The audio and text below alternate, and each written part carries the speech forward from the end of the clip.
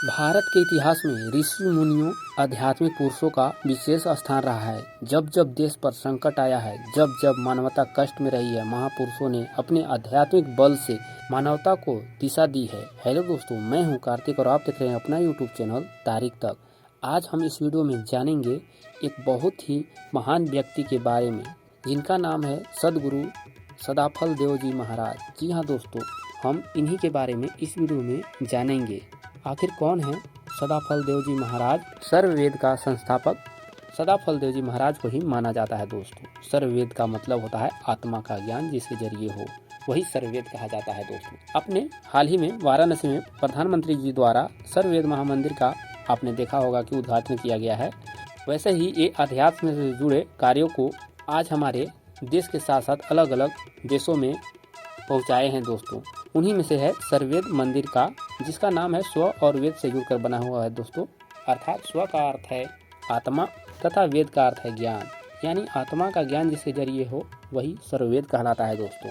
तो इसी को हमारे सदगुरु सदाफल देव जी महाराज ने लोगों तक और जन जन तक पहुँचाया दोस्तों, जिसके द्वारा लोग आज आध्यात्मिक ज्ञान प्राप्त कर रहे हैं और अपने अंदर की बुराइयों को पहचान रहे हैं और एक अच्छे इंसान के रूप में उभर रहे हैं दोस्तों।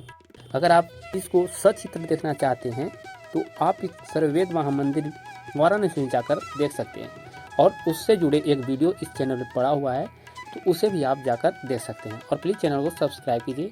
आइए दोस्तों, और भी उनसे जुड़े बातों को जानते हैं। अगर बात करें दोस्तों तो 19वीं शताब्दी में हमारे सदाफल देव जी महाराज की जन्म हुई थी, और भारतीय स्वतंत्रता में भी इनको निर्णायक योगदान था दोस्तों।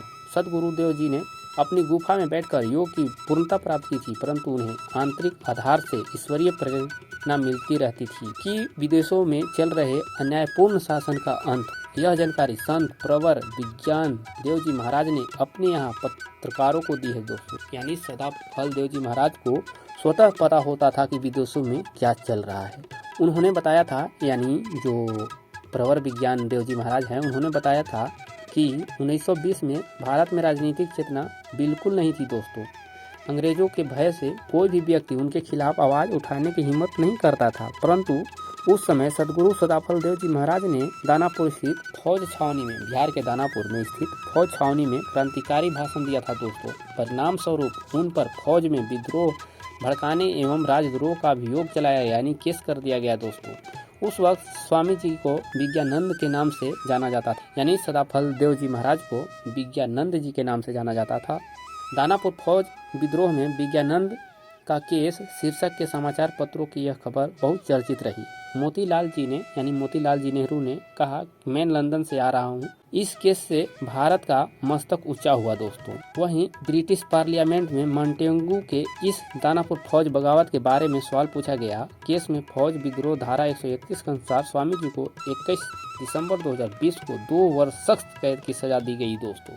दानापुर के कोर्ट का अधूरा न्याय भारत की आज़ादी से ही पूर्ण हुआ दोस्तों। एक योगी ने भारत को स्वाधीन करने का संकल्प ले लिया। इस घटना के कुछ ही समय बाद देश में असहयोग आंदोलन आरंभ हो गया दोस्तों। स्वराज्य के प्रति चेतना फैलती चली गई, जिससे भारत को आज़ाद करके ही दम लिया। वर्ष 1947 ईस्वी में भारत के स्वाधीन होने के बाद ही सदगुरु आचार्य श्री स्वतंत्र देव जी महाराज का अवतरण हुआ।